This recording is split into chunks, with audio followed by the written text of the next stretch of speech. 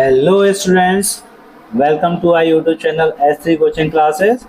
आज के इस वीडियो में हम डिस्कस करेंगे EMRS, KVS, NBS, PGT chemistry tyre 2 exam के डिस्क्रिप्टिव क्वेश्चंस की।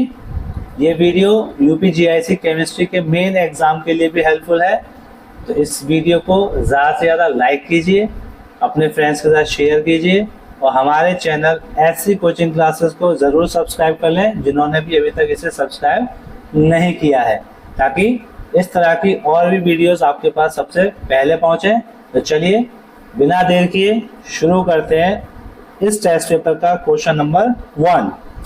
क्वेश्चन है, derive the relationship between Cp and Cv for 1 mole of an ideal gas. वो फॉर्मूला क्या होता है? Cp माइनस Cv बराबर R। हमें ऐसे डिराइव करना है।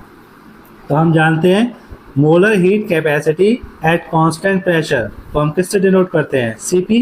और कांस्टेंट वॉल्यूम पर इसे हम किससे डिनोट करते हैं? Cv। और रिलेशनशिप Cp और Cv की किसके ऊपर बेस्ड होती है? एंथैल्पी और इंटरनल एनर्जी। एंथैल्पी को डिनोट करते हैं हम कैपिटल S से और इंटरनल एनर्जी को U से। क्लियर? एक मोल आइडियल गैस के लिए जो रिलेशन होता है एंथैल्पी और इंटरनल एनर्जी का, वो क्या होता है? H इक्वल्स टू होता है U प्लस PV। ये है इक्वेशन 1। और आइडियल गैस की इक्वेशन क्या होती है? फॉर 1 मोल PV बराबर होता है RT। तो इस PV की जगह हम क्या लिख देंगे? RT। तो इक्वेशन क्या बन जाएगी? H equals two plus RT। ये हो जाएगी इक्वेशन 2।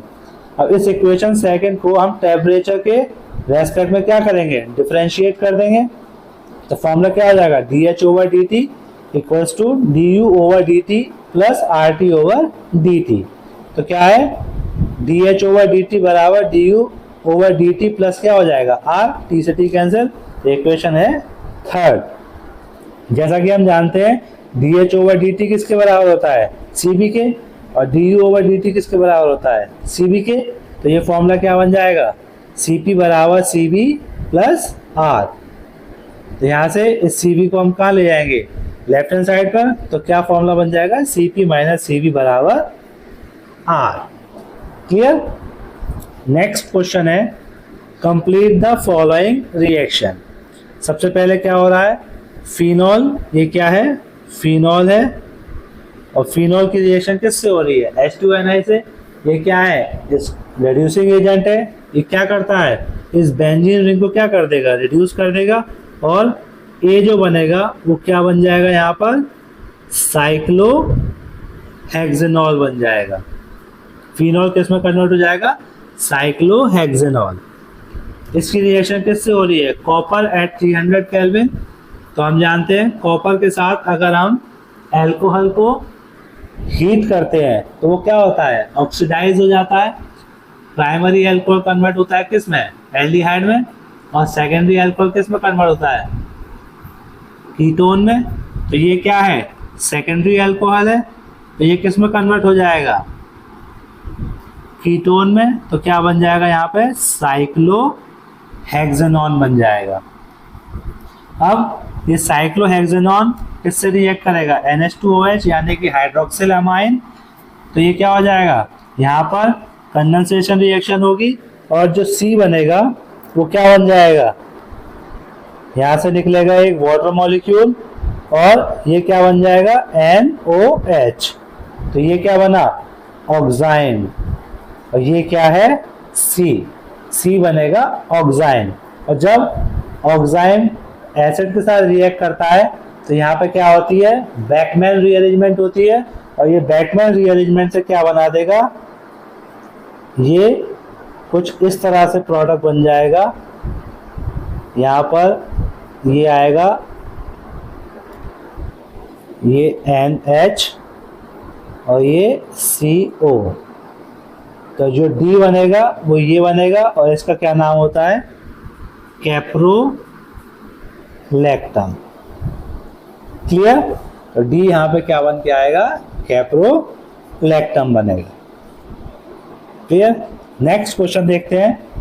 नेक्स्ट क्वेश्चन है, what are ideal solution? Mention the condition for a solution to be ideal. तो सबसे पहले बात करते हैं कि आइडियल सॉल्यूशन क्या होता है। Ideal solution are those solution which obey Raoult's law over the entire range of concentration and temperature, यानी जो हर कंसंट्रेशन और टेम्परेचर पर राउल्स लॉ को फॉलो करता है, उस सॉल्यूशन को हम क्या कहते हैं, आइडियल सॉल्यूशन कहते हैं।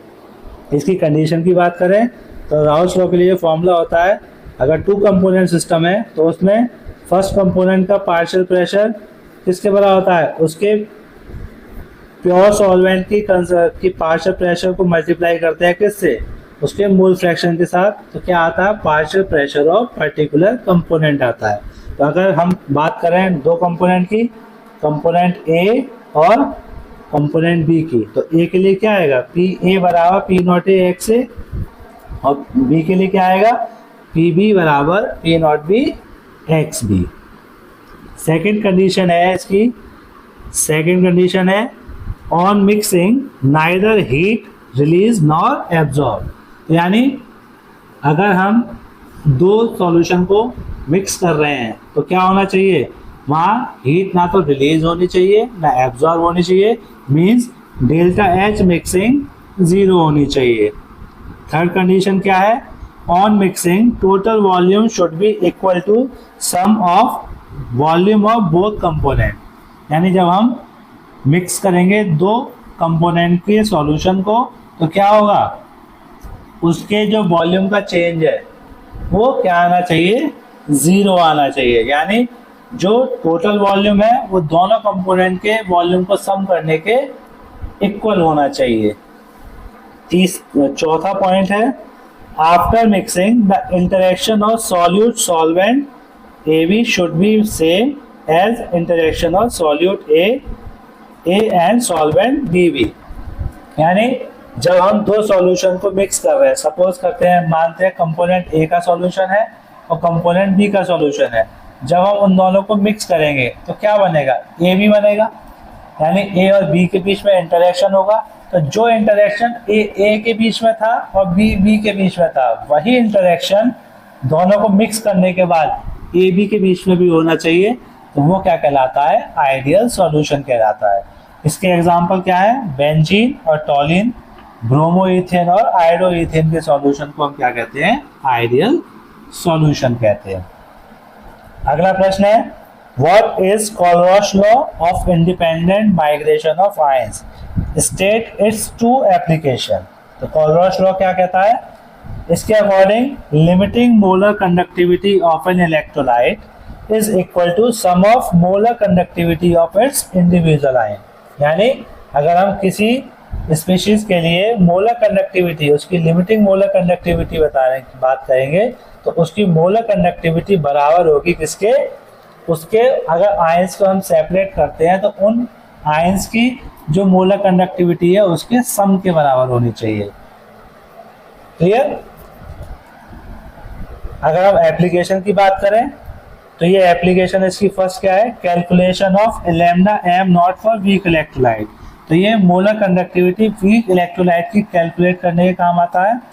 This law is used in the calculation of conductivity of weak electrolyte such as CH3COH यानी acetic acid with the help of conductivity of strong electrolyte, जिसको अगर आप डायरेक्टली मेजर करने की कोशिश करेंगे तो वो क्या होता है, बहुत टिपिकल होता है, तो उसको हम क्या करते हैं, स्ट्रॉन्ग इलेक्ट्रोलाइट की मोलर कंडक्टिविटी के जरिए वीक इलेक्ट्रोलाइट की मोलर कंडक्टिविटी को कैलकुलेट इस कोलरॉश लॉ के वजह से कर सकते हैं।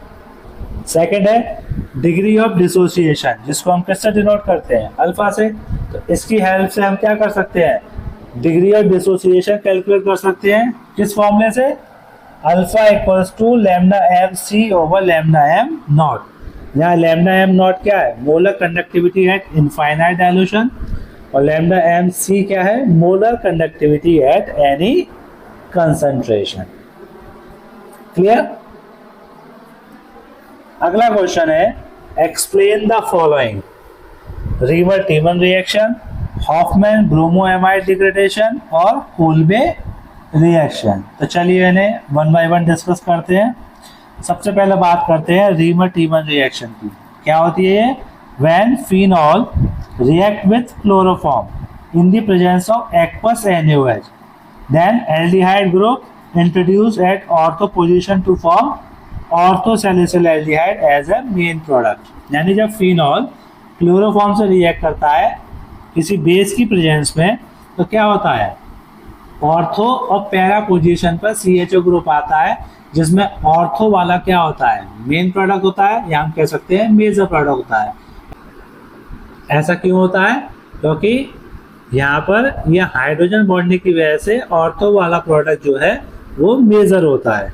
रिएक्शन देखें, फिनॉल क्लोरोफॉर्म से रिएक्ट करता है in the presence of base, क्या बना रहा है, ऑर्थो सैलिसिल एल्डिहाइड बना रहा है।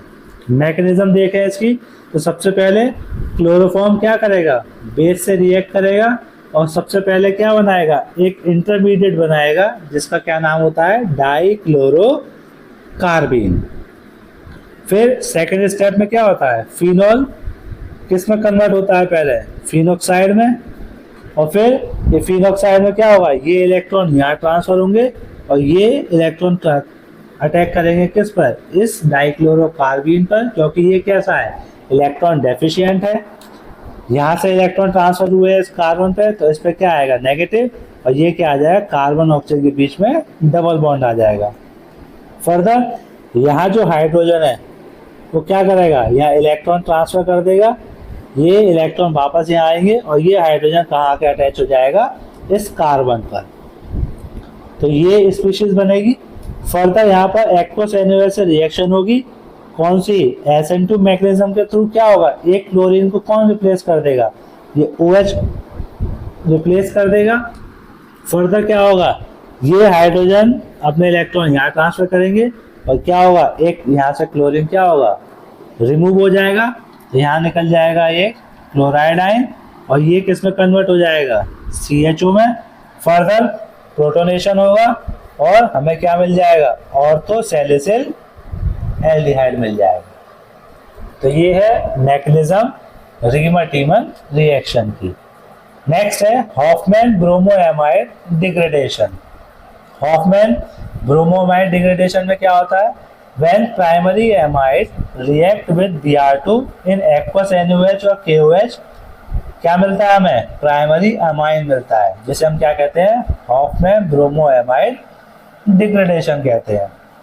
ये क्या है, एक एमाइड है, कौन सा एमाइड है, प्रोपेनामाइड, जिसकी रिएक्शन किससे हो रही है, Br2 से in the presence of aqueous NaOH। हमें क्या मिल रहा है, प्राइमरी अमाइन, इसका क्या नाम है, इथेनामाइन, साथ में क्या मिलेगा, CO2, NaBr और वाटर। बात करें इसके मैकेनिज्म की, तो क्या होगा, यहाँ से प्रोपेनामाइड रिएक्ट करेगा किससे, बेस से। बेस का काम क्या होता है, एसिडिक प्रोटॉन को एब्स्ट्रैक्ट करना, तो ये क्या करेगा, इस NH में से H को क्या करेगा, रिमूव कर देगा, तो N के ऊपर क्या आएगा, नेगेटिव चार्ज। ये फर्दर रिएक्ट करेगा किससे, Br2 से, तो ये Br आके कहाँ अटैच हो जाएगा, इस नाइट्रोजन के साथ, तो यहाँ से हमें ये कुछ प्रोडक्ट मिलेगा। फर्दर यहाँ पर फिर एक और बार क्या होगा, प्रोटॉन का एब्स्ट्रैक्शन होगा, तो यहाँ से ये हाइड्रोजन क्या होगा, रिमूव हो जाएगा और यहाँ N के ऊपर क्या आ जाएगा, नेगेटिव चार्ज। अब ये इलेक्ट्रॉन क्या होंगे, यहाँ ट्रांसफर होंगे और यहाँ से ये कहाँ आ जाएगा, इस नाइट्रोजन पर आ जाएगा और ये Br क्या होगा, रिमूव हो जाएगा, तो यहाँ से निकलेगा ये Br नेगेटिव और यहाँ क्या मिल गया हमें, एल्काइल आइसोसाइनेट मिल जाएगा। फर्दर इसकी रिएक्शन किससे होगी, वाटर से, तो यहाँ से क्या होगा, OH नेगेटिव अटैक करेगा किस पर, कार्बन पर, ये इलेक्ट्रॉन ट्रांसफर होंगे यहाँ पर, ये बन जाएगा। यहाँ से अब क्या होगा, ये इलेक्ट्रॉन ट्रांसफर होंगे यहाँ और ये यहाँ पर, तो N के ऊपर क्या आ जाएगा, नेगेटिव चार्ज। फिर यहाँ होगा प्रोटोनेशन, यहाँ आ जाएगा हाइड्रोजन आके अटैच हो जाएगा किससे, नाइट्रोजन से। फिर फर्दर यहाँ पर क्या होगा, ये इलेक्ट्रॉन यहाँ ट्रांसफर होंगे और ये इधर, तो यहाँ पे क्या बनेगा, ये RNH, जिस पे N पे क्या आएगा, नेगेटिव, और यहाँ से क्या होगा, ये प्रोटॉन आके अटैच हो जाएगा यहाँ और ये इलेक्ट्रॉन क्या होंगे, इसकी ऑक्टेट हो जाएगी कंप्लीट, तो क्या मिलेगा हमें, CO2 और RNH2। ये क्या है, हमारा प्राइमरी एमाइन है। क्लियर। तो यहाँ R क्या होगा, CH3CH2 होगा, तो हमें क्या मिल जाएगा, इथेन अमाइन मिल जाएगा। नेक्स्ट है कोल्बे रिएक्शन।